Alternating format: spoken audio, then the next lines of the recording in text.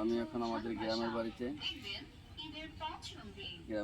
আসলে আমার এই দুটো সঙ্গী আছে, এরা সারাক্ষণ আমার সাথে থাকে।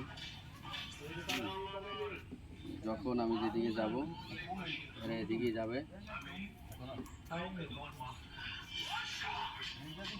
এই দুটা সারাক্ষণ আমার সাথে থাকে। আমি বাড়িতে আসলে আমার সঙ্গ ছাড়ে না, এদের খালি খাওয়ান চাই। দেখেন, মানুষ কথা শোনে না, কিন্তু অবলা প্রাণী এরা কিন্তু কথা শোনে।